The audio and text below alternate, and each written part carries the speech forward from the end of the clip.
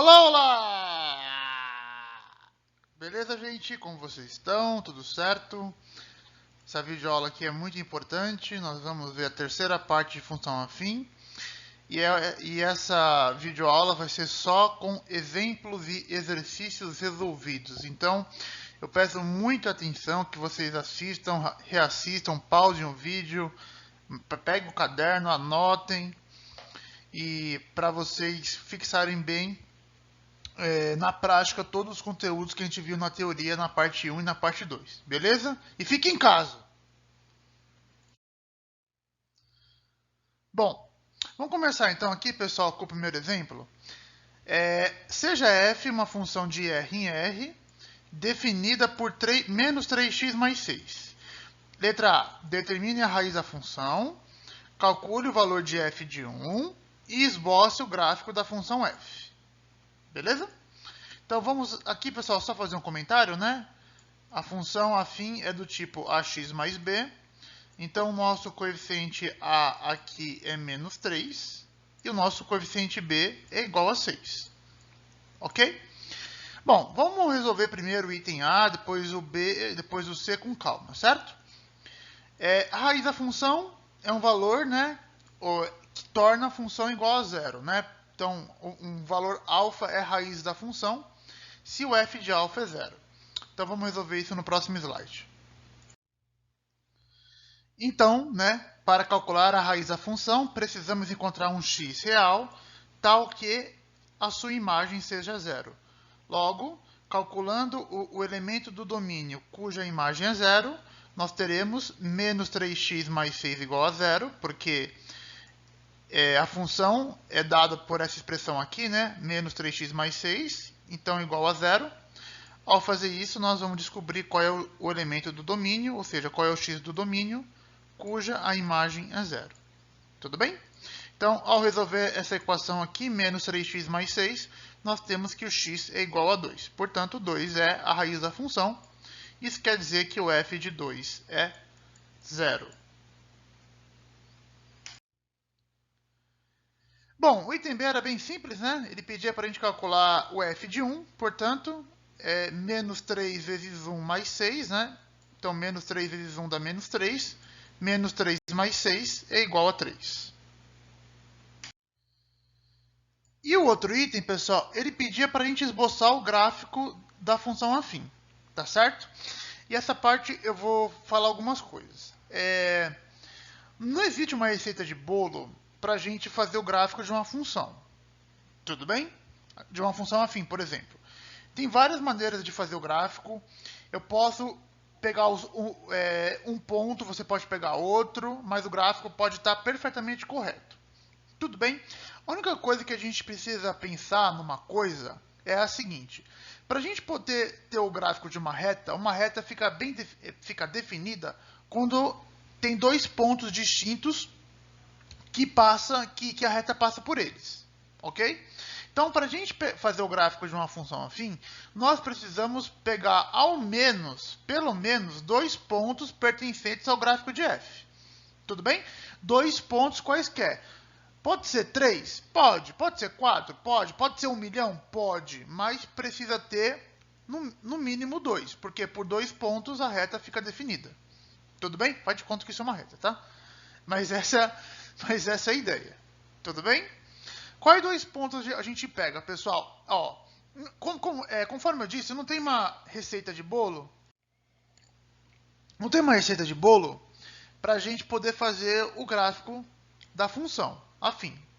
Pode ser qualquer dois pontos. O que eu prefiro, tá? Geralmente eu gosto de pegar a raiz da função e o valor do b da função. Por quê?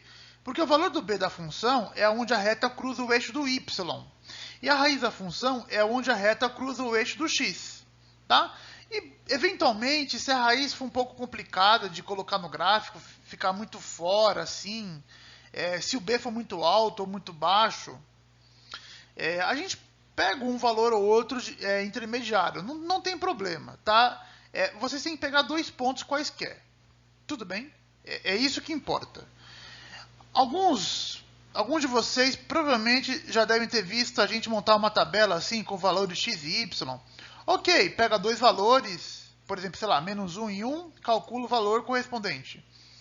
É assim, gente, eu não tenho nada contra, assim, de fazer a tabela, para quem já está acostumado com esse método, mas eu tenho um pouco, assim, de receio, porque fazer gráfico não é ficar colocando número em tabela, entendeu? Ah, vamos fazer o gráfico de uma função, vamos montar uma tabelinha aqui. Não, você tem que saber construir o gráfico, você tem que saber quais os números que você tem que pegar para fazer um bom gráfico. Tudo bem que isso em reta não tem muita diferença, porque qualquer dois pontos tem uma reta. Mas se você for fazer o gráfico, por exemplo, de uma parábola, é muito interessante você pegar o vértice, por exemplo, pegar as raízes. Enfim, se você for fazer o gráfico de uma função um pouco mais avançada, como a gente viu, que é a função cúbica, vocês viram que a gente precisa ter informações a mais do que a gente vê no ensino médio. Então, assim, eu não gosto muito de fazer por tabela. Eu, sinceramente. Bom, gente, quais são os pontos que a gente vai pegar? Bom, nós temos dos itens anteriores que f de 1 vale 3 e o f de menos 2 vale 0, certo? Inclusive o menos 2 é a raiz da função. Então, pessoal, a gente tem os pares ordenados 1 e 3 e menos 2 e 0, certo? Porque se f de 1 é igual a 3, então a imagem do elemento x igual a 1, o correspondente dele é y igual a 3. Logo, eu tenho o par ordenado 1 e 3. E a mesma coisa para o f de menos 2 igual a 0, né? Portanto, eu tenho o ponto menos 2 e 0. Beleza? Em particular aqui, pessoal, nós também temos uma coisa importante, tá? O valor de f de 0 é igual a 6, que é o valor onde a reta cruza o eixo do y, né? Que é justamente o valor do b. Se a gente for reparar na função, a nossa função é essa aqui, né? F de x igual a menos 3x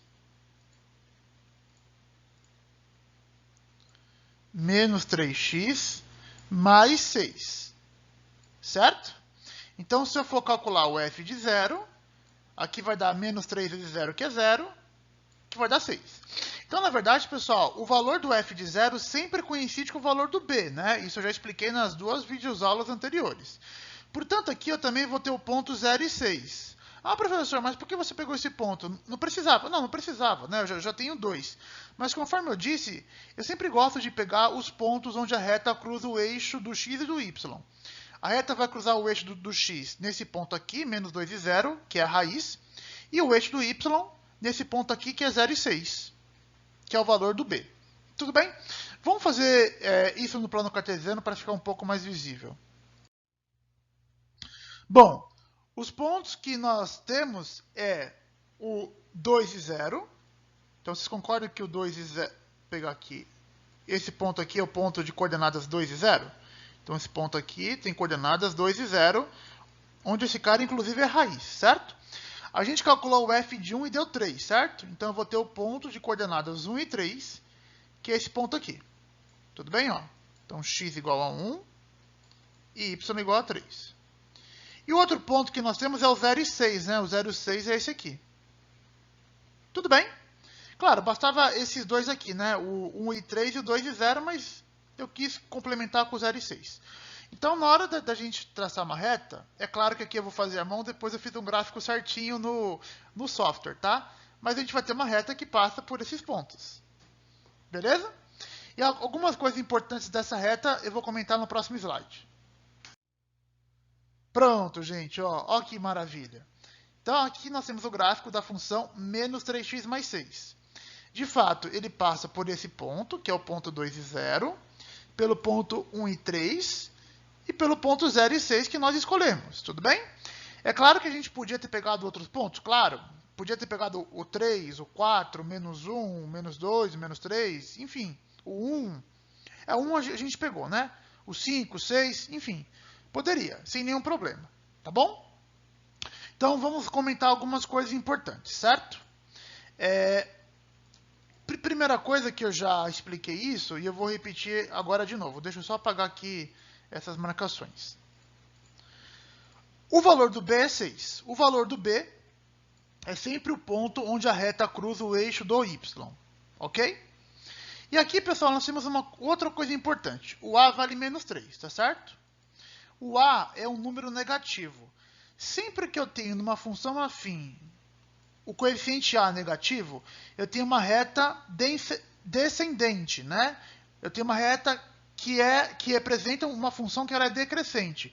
Então, por isso que o sentido dessa reta é para cá, desse jeito. Se a minha função ela tivesse o número a positivo, a minha reta seria ascendente, ela teria esse sentido. Tudo bem? Então, como o nosso a é menos 3, então, de fato, a reta ela é ascendente. Tudo bem, gente? Então, esse aí é o gráfico da função menos 3x mais 6. O próximo exemplo também vai ser de construção de gráfico, tá? Aí a gente vai mudar um pouquinho a função, tá? Eu vou fazer um gráfico com a positivo e a outra com o a igual a 0. Então aqui, esboce os gráficos das funções fg de r em r, definidas por f de x igual a x mais 4 e g de x igual a 5. Vamos iniciar pelo gráfico f de x igual a x mais 4. Para esboçar o gráfico, observemos que f de 0 é igual a 4. Então, sempre peguem, calculem o valor da função no ponto 0, que sempre vai coincidir com o valor do b. Portanto, nós temos que o ponto 0 e 4 é o ponto onde a reta intersecta o eixo do y. Para a gente calcular a raiz da função, nós temos que pegar a função e igualar a 0. Tudo bem? Então, a gente pega a função, que é x mais 4 igual a 0. Então, a raiz da função é menos 4. Portanto, eu vou ter o ponto agora, menos 4 e 0, que também pertence ao gráfico da função f, e esse ponto é onde a reta cruza o eixo do x. Tudo bem, gente? Beleza? Não confunda o f de 0 com a raiz, tá bom? O f de 0 é a imagem do elemento 0, que é 4. Então, aqui eu tenho ponto 0 e 4, e esse ponto é onde a reta cruza o eixo do y. A raiz da função, eu preciso descobrir qual é o valor do x cuja a imagem é 0. Então, aqui no caso, a gente igualou a função a 0 e descobrimos que é menos 4. Então, portanto, o f de menos 4 é 0. Então, eu vou ter o ponto menos 4 e 0, que é onde a reta cruza o eixo do x. Tudo bem? São coisas distintas. É claro, que o f de 0 pode ser 0? Claro. Aí o 0 é a raiz da função, mas isso não é verdade sempre. Tudo bem? Então, cuidado para não confundir isso. Bom, então, eu já esbocei aqui o gráfico da reta, pessoal. Então, nós temos o ponto menos 4 e 0, que é esse ponto aqui embaixo, e o ponto 0 e 4, certo? Então, esse ponto aqui é o 0 e 4, que era onde a reta cruza o eixo do y, e aqui o ponto menos 4 e 0, que é onde a reta cruza o eixo do x, valor da raiz da função. Beleza? Então, basta esses dois pontos e você tem uma reta. Bom, essa função aqui era o gráfico da função x mais 4, tudo bem? Então, o nosso b vale 4, então está aqui onde cruza o eixo y, e o nosso a vale 1. Como o nosso a vale 1, e 1 é um número positivo, então o gráfico da função é uma reta ascendente. Então, está certo nesse sentido. Professor, poderia ter pegado outros valores? Claro que poderia, você não precisa pegar os mesmos pontos que eu, tá? Então, vamos ver como que a gente poderia fazer, por exemplo, pegando outros pontos, tá? Vou apagar aqui só para não ficar muito poluído. Por exemplo, professor, eu poderia ter pegado, por exemplo, o 1 e o 3? Claro que poderia. Se eu for calcular o f de 1, vai dar 1 mais 4, 5. Então, eu vou ter esse ponto aqui, de fato, 1 e 5. Se eu pegar o 3, 3 mais 4, 7. Tem esse ponto, A reta que passa por esses dois pontos azuis e por esses dois pontos pretos é a mesma. Professor, poderia ter pegado o menos 2 e o menos 1? Poderia. Menos 2, se eu calcular a imagem do menos 2 pela função f, menos 2 mais 4 é 2. Menos 1 mais 4 é 3. Então, tem esses dois pontos amarelos. Então veja, a reta que passa pelos dois pontos amarelos, pelos dois pontos azuis e pelos dois pontos pretos é a mesma. Tudo bem? Aqui de preferência eu procuro dar sempre para os pontos onde a reta intersecta o eixo do x e o eixo do y, porque também é mais fácil de calcular, na minha opinião. Beleza, gente? Então está feito aí o gráfico da função x mais 4. Para o gráfico da função g de x igual a 5, temos que g é uma função constante. Tudo bem? Lembra na primeira videoaula de função afim que eu posso ter tanto o a igual a 0 como o b igual a 0, né? Então, numa função afim, eu tenho ax mais b, né? No caso aqui, seria 0x mais 5, porque o nosso a ali é 0, então essa parte ela some. Então, quando o a é 0 numa função afim, no fundo a gente chama ela de função constante, tudo bem? Ou seja, essa função é igual a 5 para todo valor de x, ok?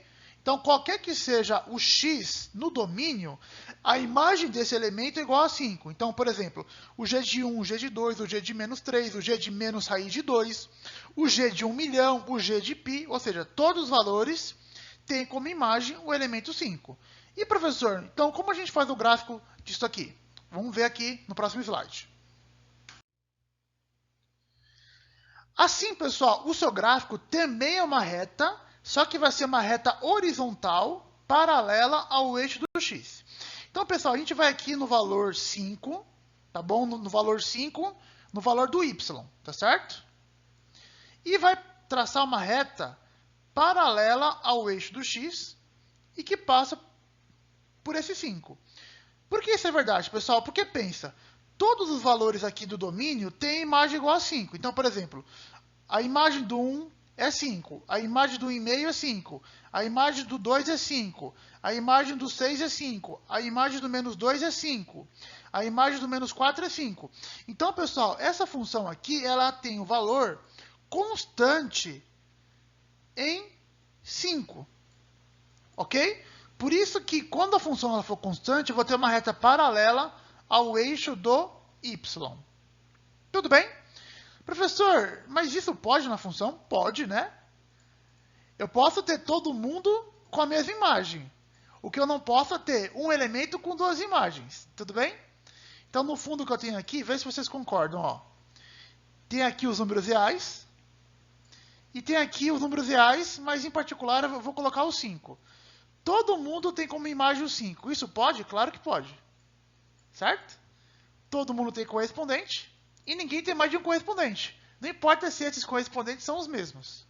Beleza? Então, voltando um pouquinho até a parte conceitual de função inicial que a gente teve. Bom, gente, a partir do exemplo 3, 4 e 5, e os 6, eles são de vestibular. E, em particular, o 3, 4 e 5, eles têm situações problemas. Tudo bem? Que é uma coisa que o Enem adora e que o vestibular também cobra muito. Então, é importante a gente fazer uma leitura limpa e clara do problema. Eu volto a insistir, antes de resolver qualquer problema de matemática, leia o problema 5 vezes antes das outras 3 vezes. Ou era o contrário? Leia 3 vezes antes das outras 5. Bom, enfim, isso não importa. O que importa é que você tem que ler o problema muitas, muitas e muitas vezes. Tudo bem? Não entendeu? Lê de novo. Não entendeu? Lê de novo. Não entendeu? Lê de novo. Não entendeu? Lê de novo. Beleza? Então vamos lá. Exemplo 3. Apresentamos a seguir o gráfico do volume de álcool em função de sua massa a uma temperatura fixa de 0 graus Celsius. Tudo bem? Então, tem aqui o gráfico. Então, aqui no eixo do y nós temos o volume e aqui no eixo do x nós temos a massa. O volume é dado em centímetro cúbico e a massa é dada em gramas. Então, nós temos o volume em função da massa. Tudo bem? Bom, que informações nós temos importantes nesse gráfico, pessoal? Bom, isso aqui é o gráfico de uma reta. Então, é o gráfico de uma função afim. E nós temos dois valores conhecidos, né? Se a massa for 40 gramas, o volume é igual a 50 centímetros cúbicos. Então, eu tenho o par ordenado x e 50. Em outras palavras, a imagem do elemento 40 é igual a 50. Beleza? E nós temos o ponto 0 e 0. Bom, agora vamos ler o que ele pede. Baseados nos dados do gráfico, determine a lei da função apresentada no gráfico e qual é a massa em gramas de 30 centímetros cúbicos de álcool. Bom, vamos começar pela lei da função. Beleza? Então, nós temos que descobrir qual é o gráfico que rege essa função aqui. Tudo bem? Ok? Coisa muito importante que eu quero que vocês já notem. Essa função aqui, ela cruza o eixo do x e do y, em particular o eixo do y, no ponto 0. Ok? Ora, o valor do b na minha função afim é sempre onde a reta cruza o eixo do y. Então, com certeza, o b nessa função afim vai ser igual a 0. Ok? Se o b cruzasse, por exemplo, aqui no 10, então, logo de cara, só olhando o gráfico, você teria que o b é 10. Mas como ele cruza aqui no 0, então, com certeza, o nosso b na função afim vai ser igual a 0. Bom, vamos no próximo slide para não poluir muito aqui. Bom, vamos usar aqui algumas notações. Representemos por m a massa em gramas e v o volume de álcool em centímetros cúbicos. Do gráfico, temos que o volume está em função da massa através de uma função afim, isto é, Vm igual a AM mais B. Claro, isso aqui eu expliquei no slide anterior, né? Por que o gráfico é uma função afim? Porque o gráfico é uma reta. E aqui, pessoal, eu estou usando AM mais B, tá bom? Em vez de usar f de x igual a x mais b, tudo bem? Só por uma questão de notação, para a gente lembrar que a nossa variável aqui é o m e o volume está em função dessa variável m. Beleza? Ok. Observe que b é 0.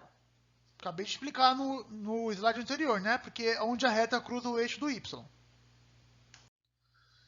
Daí, Vm é igual a AM. Por quê? Ora, se o b é 0, então esse cara não faz diferença, né? Porque vai ser AM mais 0, portanto, o volume é A vezes M. Nós precisamos descobrir o valor de A, ok? Nós sabemos uma coisa importante do gráfico, né, pessoal? Do gráfico, a gente sabe que 40 gramas de massa correspondem a um volume de 50 centímetros cúbicos. Portanto, vocês concordam que a imagem do elemento 40 pela função V é igual a 50? O volume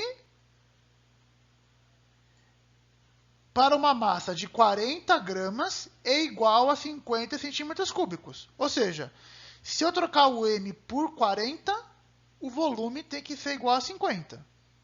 Assim, a gente vai ter 40 vezes A, trocando o M por 40, igual a 50. Tudo bem? Ó.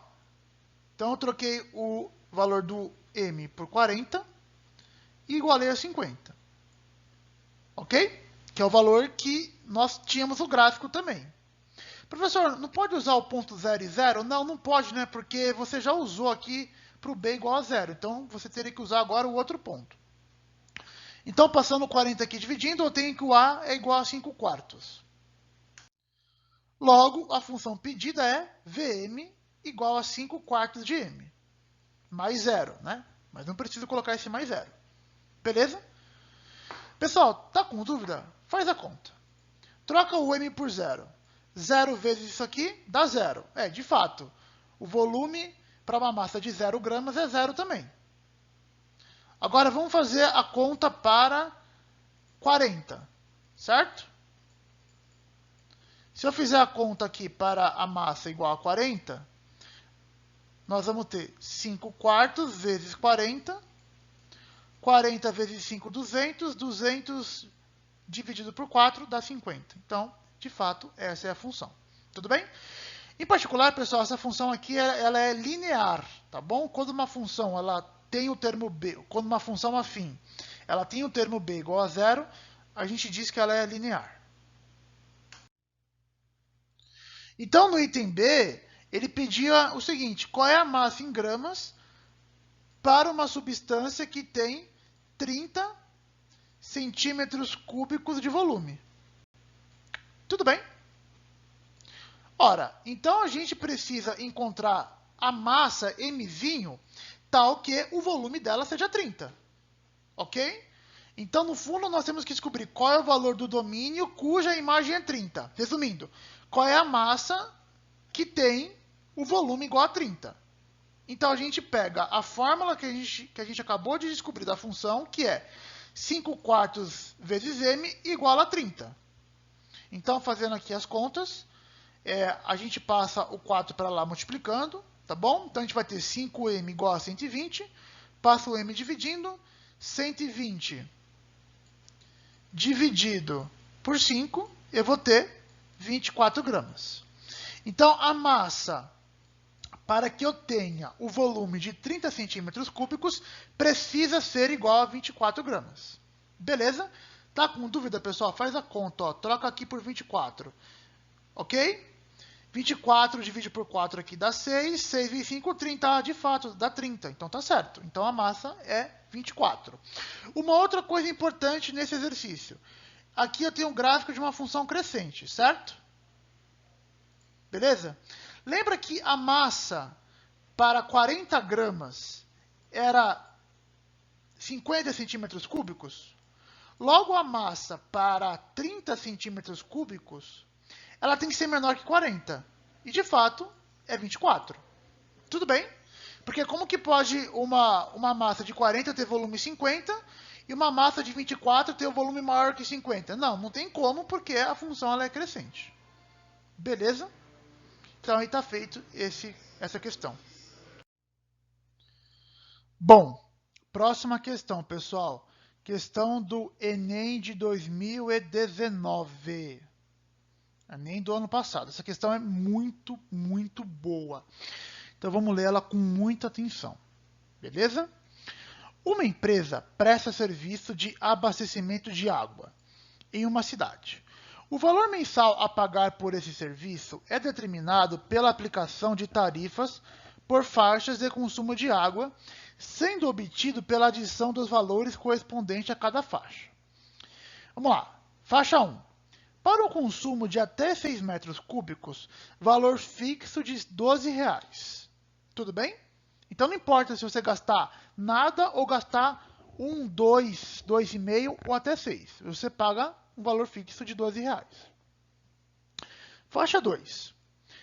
Para o consumo superior a 6 metros cúbicos e até 10 metros cúbicos, a tarifa de 3 metros cúbicos ao que exceder 6 metros cúbicos. Então, por exemplo, se eu gastar 8 metros cúbicos, pessoal, eu excedi em 2. Então, a cada metro cúbico que eu excedi, eu vou pagar R$ 3. Então, eu vou pagar de taxa R$ 6, mais os R$ 12 da outra faixa. Então, a minha conta seria de R$ 18. Tudo bem? Então, 2 metros cúbicos excedente, vezes 3, 6, mais o anterior, 12, daria 18. E a faixa 3. Para o consumo superior a 10 metros cúbicos, tarifa de R$ 6 por cada metro cúbico que exceder os 10 metros cúbicos. Ou seja, é a mesma coisa, só que agora a tarifa vai ser de R$ 6. Tudo bem? Então, se eu exceder 2 metros cúbicos, então eu vou pagar R$ 12 de tarifa. Se eu exceder 3 metros cúbicos, R$ 18 de tarifa. E assim por diante. Sabe-se que nessa cidade o consumo máximo de água por residência é de 15 metros cúbicos por mês. O gráfico que melhor descreve o valor P em real a ser pago por mês em função do volume V de água consumido em metro cúbico é... Então, ele quer o gráfico que me dá o valor do preço em função do volume gasto. Vamos ver as opções. É esse gráfico, A, B, C, D ou E. Bom, agora a gente vai pensar um pouquinho. Aqui, gente, eu coloquei as informações importantes, tá? Eu resolvi copiar nesse slide aqui e nós vamos construir a função que fornece o preço P em função de x metros cúbicos consumidos de água. Tudo bem? Gente, isso acontece na vida real, tá bom? Isso acontece na vida real. Quando a gente vê a conta de água ou a conta de luz, ou algumas contas também de tarifa de telefone, ela é por faixa. Você paga um valor tanto, se você gastar até tanto, se você exceder, você tem uma tarifa, se você exceder muito, você tem uma outra tarifa, tá? Por exemplo, na conta de luz, nós temos basicamente as três bandeiras. A bandeira verde, que é quando você não tem uma tarifa adicional. A bandeira amarela, que é quando você tem uma tarifa adicional média. E a bandeira vermelha, quando a tarifa ela é mais alta. Ok? Então, esse exercício é muito, muito importante. Então, a gente vai escrever a função que fornece o preço P em função de x metros cúbicos de água. Lembra que o preço tem que estar em função do volume. E aqui, pessoal, como nós temos três faixas de preço, a nossa função também ela vai ter três fórmulas, três sentenças que a definem. Então, a gente vai ter aqui uma função definida por três sentenças. Ok? Então, vamos ver isso.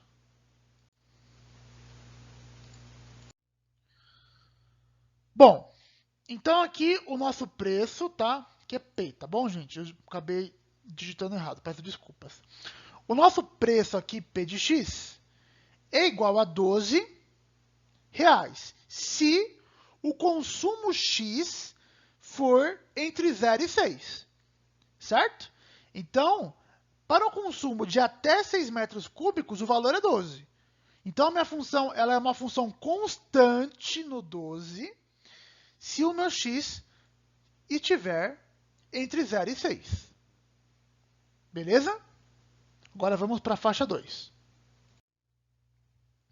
Aqui na faixa 2, gente, é o seguinte. Nós vamos pagar R$3 por cada metro cúbico excedente aos 6 metros cúbicos. Então, como que eu escrevo isso? Bom, como que eu escrevo cada metro cúbico excedente a 6? X menos 6. Então, por exemplo, se eu gastei 7 metros cúbicos, eu excedi em quanto? Em 1. Se eu gastei 8 metros cúbicos, eu excedi em quanto? Em 2. Se eu gastei 10 metros cúbicos, eu excedi em quanto? Em 4. Então, aqui, esse x menos 6 é cada metro cúbico excedente a 6. E esse número aqui, nós temos que multiplicar ele por 3, que é a tarifa por cada metro cúbico excedente. E com isso, nós temos que somar ao 12, que era o valor da outra faixa. Então, você vai pagar R$12 da outra faixa, mais R$3 por cada metro cúbico excedente. Então, a minha função aqui, pessoal, resumindo para vocês, ela vai ser igual a 12 mais 3 vezes x menos 6, se o x for entre 6 e 10, né? Porque aqui ele fala, né? Para o consumo maior do que 6, mas só que até 10, certo? Porque de 6 até 10, ó. Para o consumo superior a 6 e até 10 metros cúbicos. Tudo bem?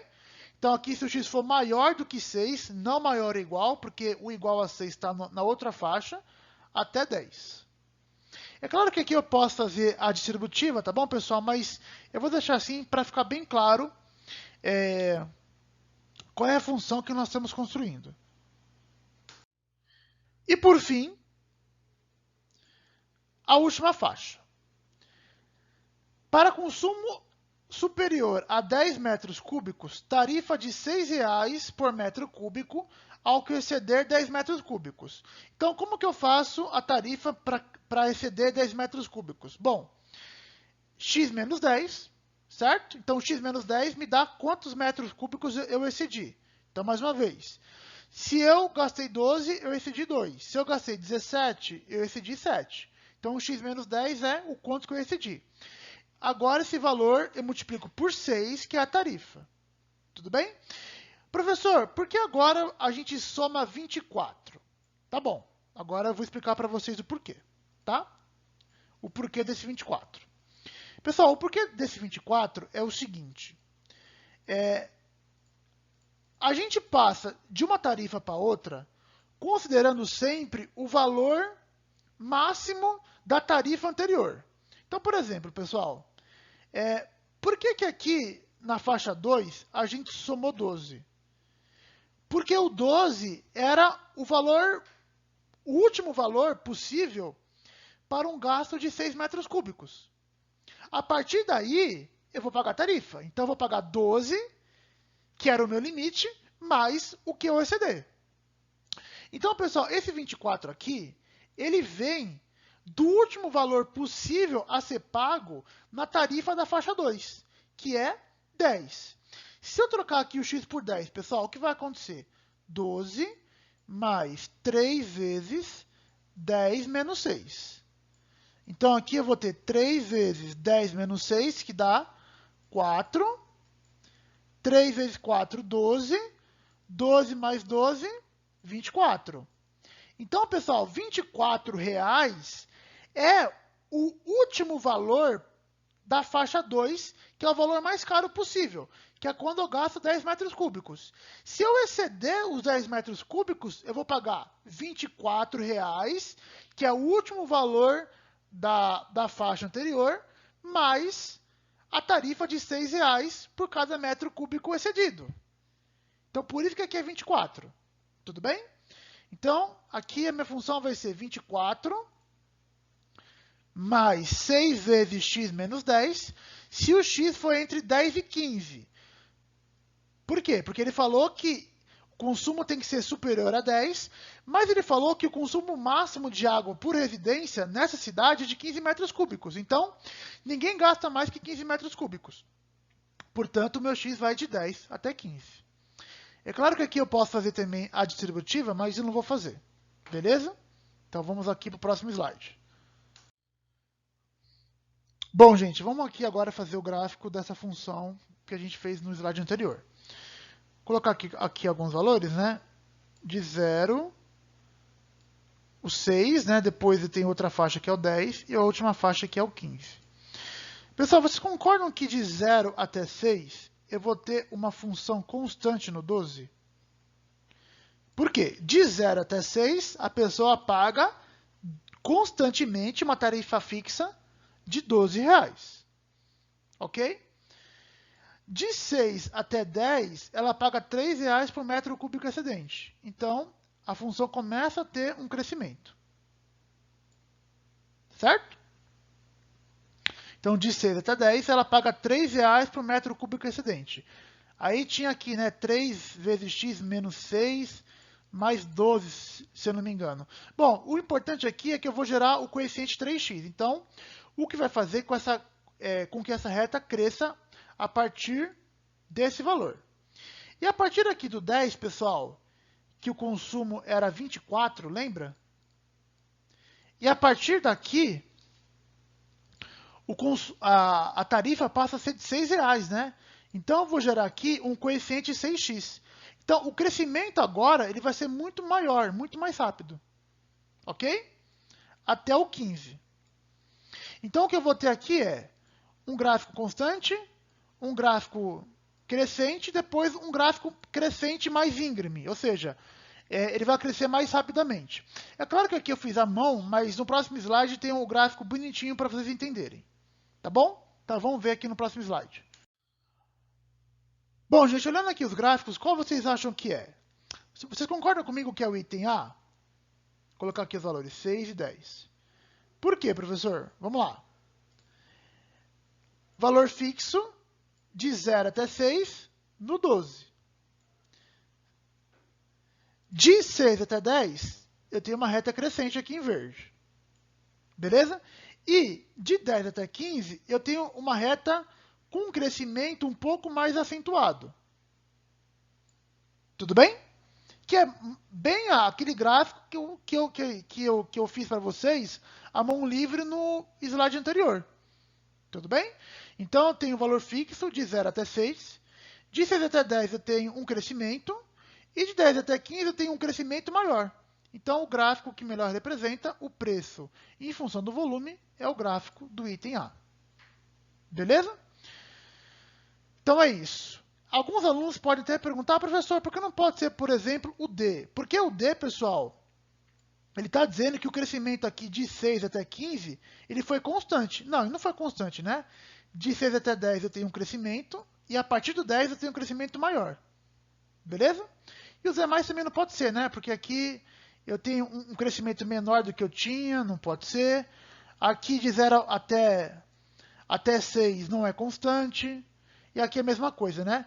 De 10 até 15 está falando que é constante, o que não é verdade. O que é constante é só de 0 até 6. Então o melhor gráfico é, de fato, do item A. Exemplo 5, pessoal, da FGV. Um vendedor recebe mensalmente um salário fixo de R$ 800, mais uma comissão de 5% sobre as vendas do mês. Em geral, cada 2 horas e meia de trabalho, ele vende ao equivalente a R$ 500. Qual é o seu salário mensal em função do número X de horas trabalhadas por mês? Se ele costuma trabalhar 220 horas por mês, o que é preferível? Um aumento de 20% no seu salário fixo ou um aumento de 5 para 6% na taxa de comissão? Mais um problema brilhantemente. Ok? Um problema que vai envolver função afim, um problema contextualizado e um problema que pode até acontecer com a gente, em um dia que a gente trabalhar com comissão, por exemplo. Geralmente, pessoal, quem trabalha, por exemplo, vendedor de loja, de roupa, eles ganham o salário fixo mais uma comissão. Então, quanto mais ele vender, mais ele vai ganhar, porque ele tem uma porcentagem em cima dessa comissão. É o que acontece com esse vendedor. Ele ganha R$ 800 fixo, então, independentemente de quanto ele vender, ele pode vender 1 milhão de roupas ou nenhuma roupa, ele vai ganhar R$ 800. Aí, ele vai ganhar a mais, que é a comissão, 5% do total de vendas. Ok? Então, por exemplo, se ele vender R$ 100, 5% de 100 é R$ 5.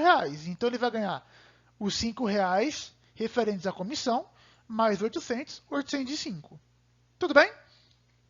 Mas vamos fazer esse exercício com calma. Qual o seu salário mensal em função do número X de horas trabalhadas por mês? Tudo bem?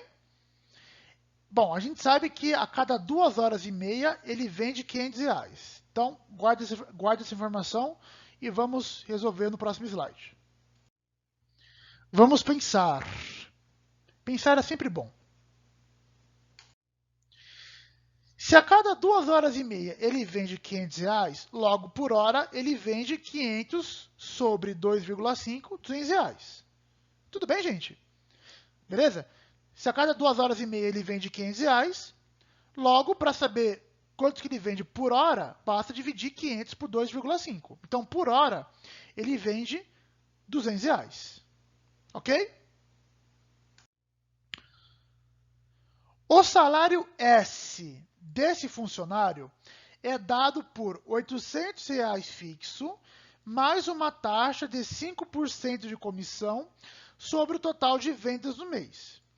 Assim, o seu salário mensal em função de X horas trabalhadas no mês é dado por, vamos lá, ele vende R$ 200 por hora, certo? Quantas horas ele vai trabalhar no mês? Não sei. X. Tudo bem? Isso aqui, pessoal, 200 vezes X, me dá o total que ele vai vender. Concorda? O total de vendas em reais. Sobre isso, é calculado o quê? A comissão. Então, R$ 200 por hora vezes X horas. Isso vai dar um número. E desse número, a gente calcula 5%. Tudo bem? Isso aqui é o que ele vai ganhar de comissão, mais os R$ 800 fixos. Por isso que aqui está a formulinha aqui, ó. F de x igual. Então, o salário em função de x horas trabalhadas vai ser os 800 fixos mais 5% vezes 200 vezes x. Então, só explicando de novo. 200 é o quanto que ele vende por hora. Como ele vai trabalhar x horas, ele vai vender 200 vezes x. E desse total, a gente calcula 5%, tá bom? Aí você pode usar 5% como 5 sobre 100 ou 0,05, tá? Calculando 5% de 200 vai dar 10. Então, pessoal, o salário dele é 800 mais 10x. Beleza?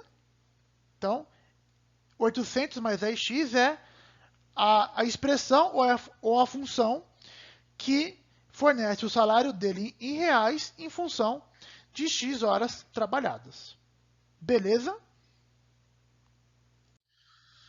Bom, o item B, pessoal, era o seguinte. Vamos supor que o patrão dele fala assim, eu te dou duas opções. Eu aumento o seu salário fixo em 20% ou eu aumento a sua comissão de 5% para 6%.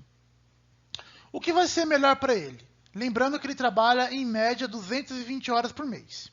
Então a gente vai fazer a função que vai dar o salário dele com o aumento de 20%. Digamos que essa seja a proposta 1.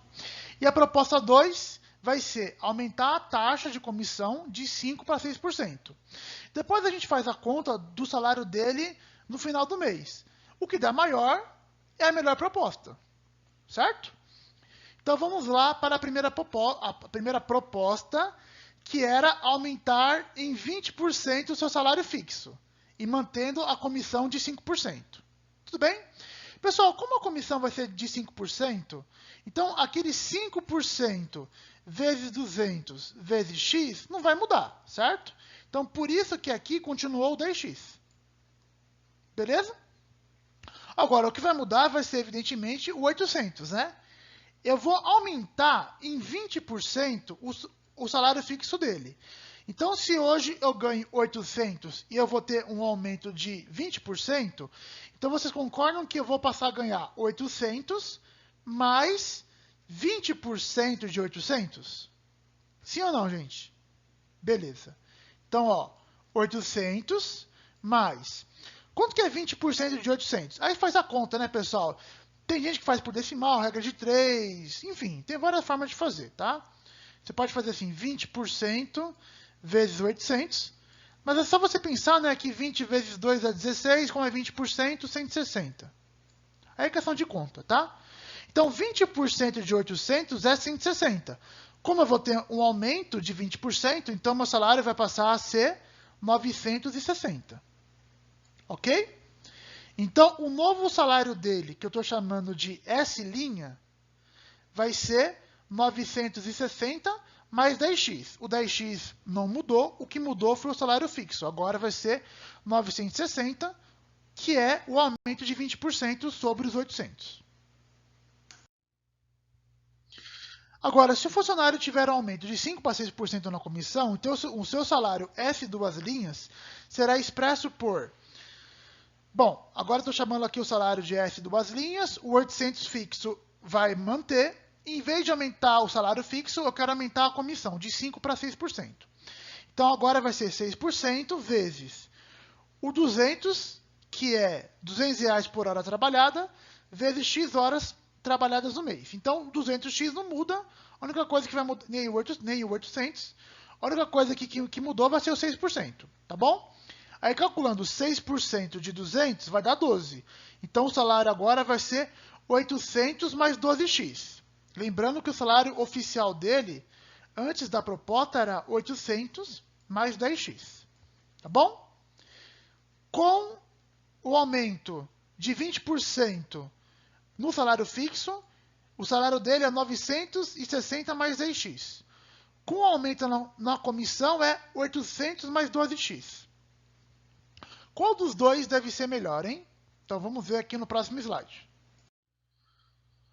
Ora, O enunciado falou que ele trabalha 220 horas. Então, vamos calcular o salário para 220 horas na primeira proposta, na primeira função, que é o S',